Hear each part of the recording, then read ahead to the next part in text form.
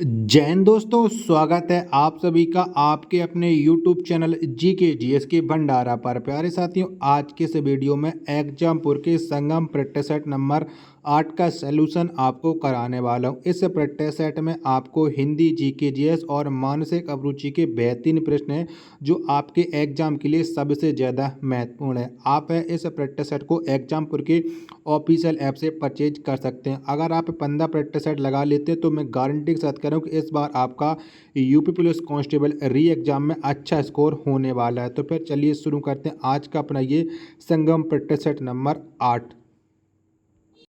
तो पहला प्रश्न है आपके सामने कि निम्न में से कौन सा आर के नारायण द्वारा लिखित उपन्यास नहीं है। तो बताओ इनमें से कौन सा नहीं लिखा है। तो इतनी लंबी यात्रा आर के नारायण ने नहीं लिखी है, बाकी के सभी लिखी हुई है।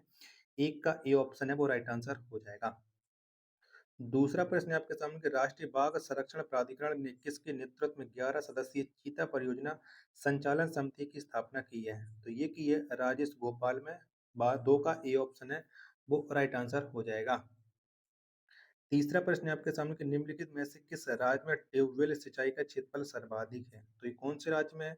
तो ये सर्वाधिक है उत्तर प्रदेश राज्य में। 3 का सी ऑप्शन राइट आंसर हो जाएगा। चौथा प्रश्न है आपके सामने कि निम्नलिखित में से पुस्तक स्मोक एंड एसिड के लेखक कौन है। तो इसके जो लेखक हैं वो हैं अमिताभ घोष। 4 का ए ऑप्शन है वो राइट आंसर हो जाएगा। पांचवा प्रश्न है आपके सामने कि एल्कोहल उत्पादों की व्यापक स्वास्थ्य लेबलिंग आरंभ करने वाला विश्व का पहला देश निम्नलिखित में से कौन है। तो विश्व का पहला देश है वो है आयरलैंड। 5 का डी ऑप्शन है वो राइट आंसर हो जाएगा। छठवां प्रश्न है आपके सामने कि वर्ष 2023 में विज्ञान के क्षेत्र में खोसला राष्ट्रीय पुरस्कार निम्नलिखित में से किसे दिया गया। तो ये किसे दिया गया। तो ये पुरस्कार दिया गया है डॉक्टर कनिष्क विश्वास को। 6 का सी ऑप्शन है वो राइट आंसर है हो जाएगा। चलिएगा, अगला प्रश्न आ जाता है प्रश्न संख्या 7 है आपके सामने कि निम्नलिखित में से किस देश ने विश्व का प्रथम मीथेन ईंधन वाला अंतरिक्ष रॉकेट जुके 2 को लॉन्च किया है। ये किसे लॉन्च किया। तो ये लॉन्च किया चीन में। 7 का डी ऑप्शन है वो राइट आंसर है हो जाएगा। आठवां प्रश्न है आपके सामने कि सतत अपशिष्ट प्रबंधन के लिए भारत का पहला पॉलीथीन कचरा बैंक किस राज्य में प्रारंभ किया गया है। तो 8 का राइट आंसर क्या होगा। तो ये प्रारंभ किया गया उत्तराखंड में। डी ऑप्शन है वो राइट आंसर हो जाएगा। नौवां प्रश्न है आपके सामने कि निम्नलिखित में से विद्या वाहिनी प्रोजेक्ट का संबंध किससे है। तो कैसे संबंध रखती है ये विद्या वाहिनी, ये आपको बताना है। तो 4 ऑप्शन आपकी स्क्रीन पर हो रहा है। तो इसका संबंध है छात्र छात्राओं को कंप्यूटर के माध्यम से विभिन्न विषयों के शिक्षण कार्य हेतु। डी ऑप्शन राइट आंसर है हो जाएगा। 10वां प्रश्न है आपके सामने कि दीनदयाल उपाध्याय कौशल योजना के तहत निम्नलिखित में से किस पहल की शुरुआत की गई है। तो ये आपको बताना। तो ये की गई है कैप्टिव रोजगार की। 10 का सी ऑप्शन एकदम इसका राइट आंसर हो जाएगा। 11वां प्रश्न है आपके सामने कि यूरिया गोल्ड निम्नलिखित में से किससे संबंधित है। तो बताओ यूरिया गोल्ड का संबंध किससे है। तो ये सल्फर लेपित यूरिया से। 11 का ए ऑप्शन है वो करेक्ट आंसर हो जाएगा।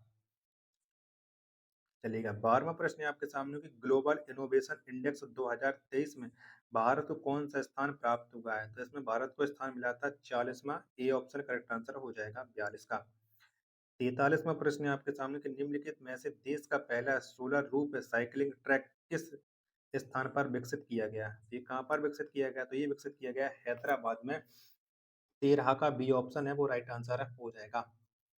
14वां प्रश्न है आपके सामने अक्टूबर 2024 में 16वें ब्रिक्स शिखर सम्मेलन की मेजबानी कौन सा देश करेगा। तो कौन सा देश करेगा। तो इसकी मेजबानी करेगा रूस।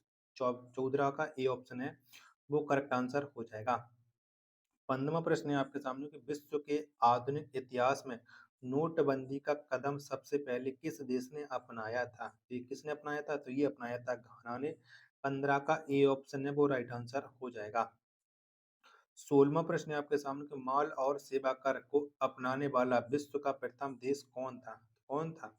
तो जीएसटी को अपनाने वाला जो विश्व का प्रथम देश था वो था फ्रांस। 16 का बी ऑप्शन है वो राइट आंसर हो जाएगा। 17वां प्रश्न है आपके सामने कि सेंट्रल बैंकिंग डिजिटल करेंसी का उपयोग करने वाला देश का पहला नगर निगम कौन सा है। तो ये है पटना। 17 का सी ऑप्शन है वो राइट आंसर है हो जाएगा। 18वां प्रश्न है आपके सामने कि निम्नलिखित में से रुपया किस देश की मुद्रा नहीं है। तो इंडोनेशिया की मुद्रा है वो रुपया नहीं है। 18 का डी ऑप्शन है राइट आंसर हो जाएगा। 19वां प्रश्न है आपके सामने, अंतर्राष्ट्रीय जैव विविधता दिवस किस तिथि को मनाया जाता है? तो कब मनाती हैं? अंतर्राष्ट्रीय जैव विविधता दिवस प्रत्येक वर्ष 22 मई को मनाया जाता है। 19 का सी ऑप्शन है वो राइट आंसर हो जाएगा। 20वां प्रश्न है आपके सामने, कारगिल एक यात्री की जुबानी के लेखक कौन है? तो इस पुस्तक को किसने लिखा है? इस पुस्तक को लिखा है ऋषि राज ने। 20 का सी ऑप्शन है एकदम करेक्ट आंसर आप लोगों का हो जाएगा। तो वीडियो पसंद आ रही हो तो प्लीज वीडियो को लाइक करें, चैनल को सब्सक्राइब नहीं कर रखा होगा तो चैनल को आप लोग जरूर सब्सक्राइब कर लीजिएगा। अर्जुन पुरस्कार विजेता को कितनी राशि पुरस्कार के रूप में दी जाती है? तो इन्हें दी जाती है 15 लाख। 21 का बी ऑप्शन है वो राइट आंसर हो जाएगा। 22वां प्रश्न है आपके सामने कि विल्नियंस जिसने नाटो शिखर सम्मेलन की मेजबानी की, यह किस देश में है? तो ये स्थित है लिथुआनिया में। 22 का सी ऑप्शन है वो करेक्ट आंसर आपका हो जाएगा। 23वां प्रश्न है आपके सामने कि निम्नलिखित में से कौन सा देश काला सागर के रास्ते यूक्रेनी अनाज निर्यात करने के लिए संयुक्त राष्ट्र संघ की मध्यस्थता वाले समझौते से बाहर हो गया है? तो ये कौन सा बाहर हो गया? तो ये रूस बाहर हो गया है। 23 का सी ऑप्शन राइट आंसर हो जाएगा। 24वां प्रश्न है आपके सामने कि निम्नलिखित में से किस देश को कोलंबो सिक्योरिटी कॉन्क्लेव का 5वां पूर्ण सदस्य के रूप में शामिल किया गया? तो ये शामिल किया गया बांग्लादेश को। 24 का बी ऑप्शन राइट आंसर हो जाएगा।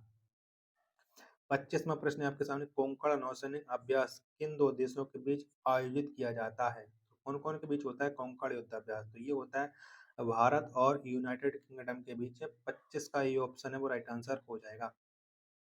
26वां प्रश्न है आपके सामने कि विंबलडन 2024 के पुरुष वर्ग के खिताब का विजेता कौन बना है या कौन बने हैं? तो इसके विजेता बने कार्लोस अल्कराज। 26 का बी ऑप्शन करेक्ट आंसर आप लोगों का हो जाएगा। 27वां प्रश्न है आपके सामने, अंतर्राष्ट्रीय हवाई अड्डा प्राधिकरण की स्थापना किस वर्ष की गई थी? तो इसकी जो स्थापना हुई थी वो हुई थी 1972 में। 27 का सी ऑप्शन है वो राइट आंसर है हो जाएगा।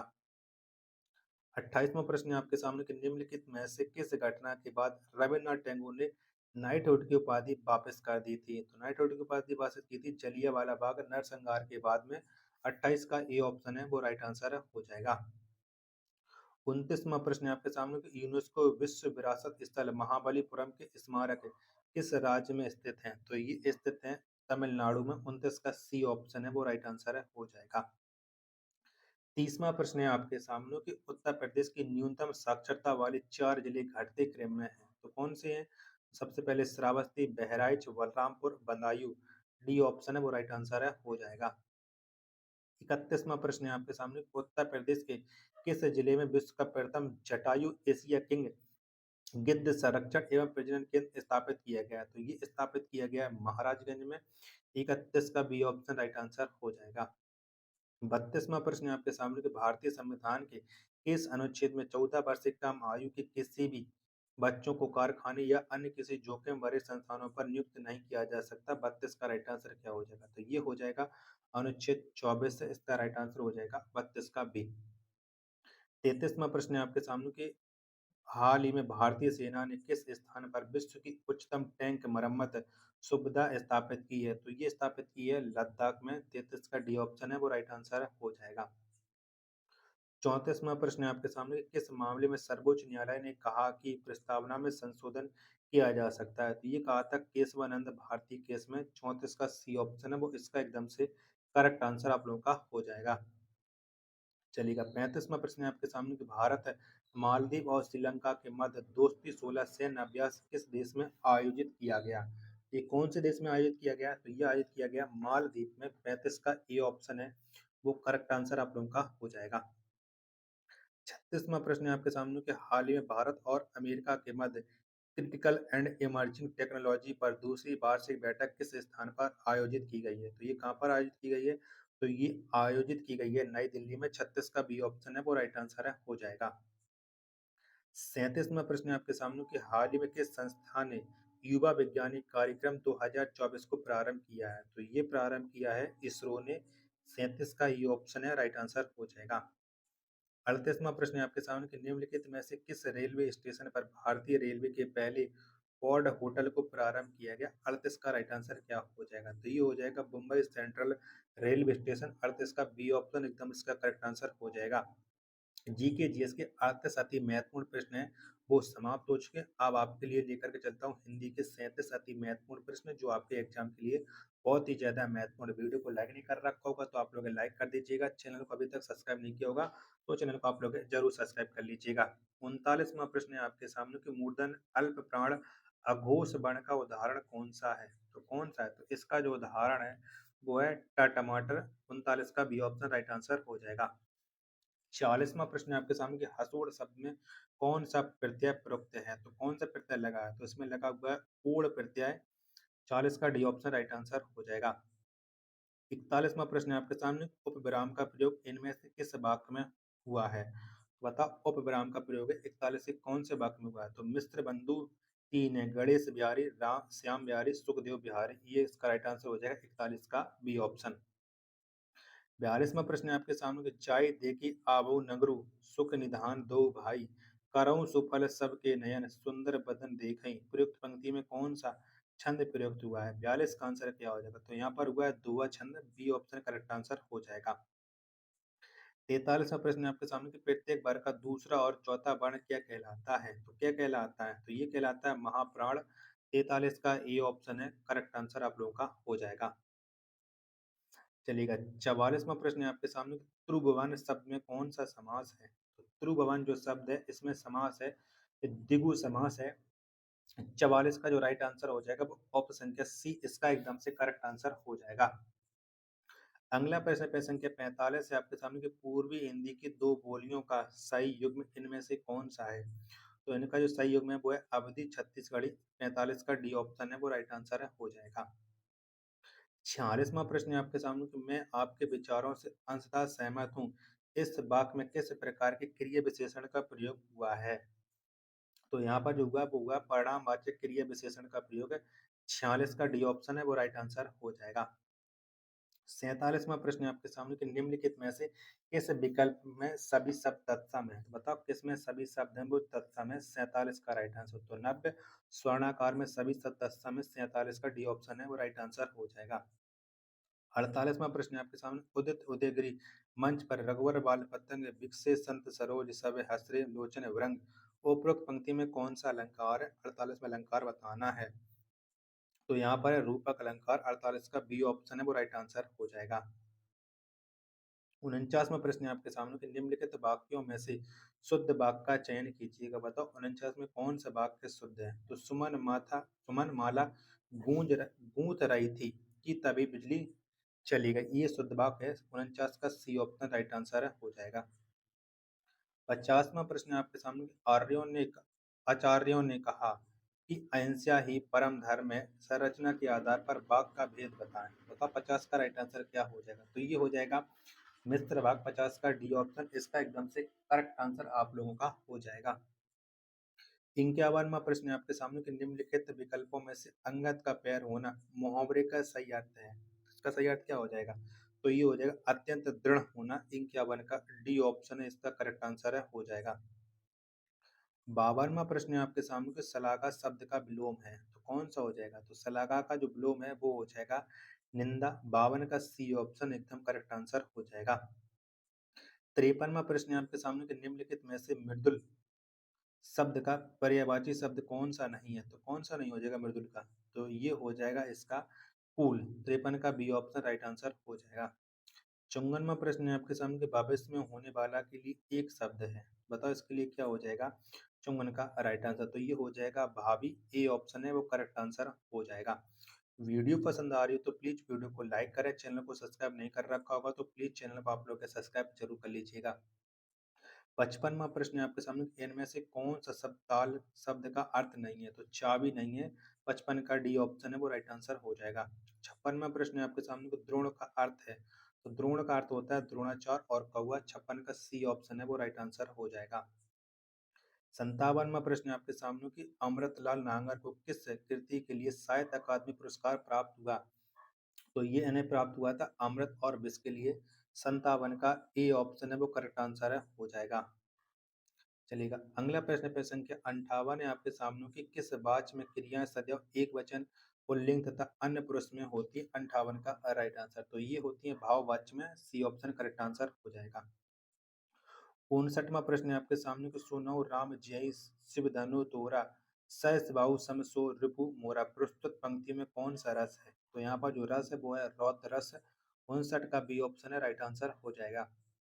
60वां प्रश्न है आपके सामने कि निम्नलिखित में से ला उपसर्ग के बनने वाला शब्द नहीं है। तो ला ट्री शब्द नहीं है। 60 का डी ऑप्शन है वो करेक्ट आंसर है हो जाएगा। 61वां प्रश्न है आपके सामने गवाह किस भाषा का शब्द है? तो गवाह ये एक फारसी भाषा का शब्द है। 61 का डी ऑप्शन करेक्ट आंसर हो जाएगा। 62वां प्रश्न है आपके सामने कि थोथा चना बाजे घना इस लोकोक्ति का क्या अर्थ है? तो इसका अर्थ होता है 62 का न पूरी होने वाली आशा नहीं होता, ये होता है अल्प बुद्धि वाला अधिक डिंग मारता है।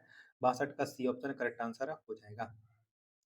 63वां प्रश्न है आपके सामने कि परिवार संज्ञा का कौन सा प्रकार है? तो ये एक समूहवाचक संज्ञा है। 63 का सी ऑप्शन करेक्ट आंसर हो जाएगा। 64वां प्रश्न है आपके सामने कि बे आम के पेड़ हैं। इस वाक्य में अधोरेखित शब्द में सर्वनाम का प्रकार आपको बताना है। ये आपको बताना है कि बे एक कैसा सर्वनाम है। 64 का राइट आंसर, तो ये एक निश्चयवाचक सर्वनाम हो जाएगा। ए ऑप्शन है करेक्ट आंसर। 65वां प्रश्न है आपके सामने कि पुजारी शब्द का स्त्रीलिंग रूप दिए गए विकल्पों में से कौन सा है? तो पुजारी का स्त्रीलिंग होता है पुजारिन। कौन सा राइट आंसर हो जाएगा ये आपको बताना, तो ये हो जाएगा 65 का बी ऑप्शन करेक्ट आंसर। 66वां प्रश्न है आपके सामने के प्रयुक्त शब्दों में से कौन सा शब्द एक वचन नहीं है? तो कौन सा एक वचन नहीं है? तो दर्शन ये एक वचन नहीं है, ये बहुवचन है। 66 का सी ऑप्शन है वो करेक्ट आंसर हो जाएगा। 67वां प्रश्न है आपके सामने कि संस्कृति का विशेषण कौन सा है? तो कौन सा हो जाएगा? तो संस्कृति का जो विशेषण है वो हो जाएगा सांस्कृतिक। 67 का बी ऑप्शन है राइट आंसर हो जाएगा। 68वां प्रश्न है आपके सामने कि बांसुरी बज रही थी, यह वाक्य किस काल का उदाहरण है? तो ये है अपूर्ण भूतकाल का उदाहरण है। 68 का सी ऑप्शन है राइट आंसर है हो जाएगा।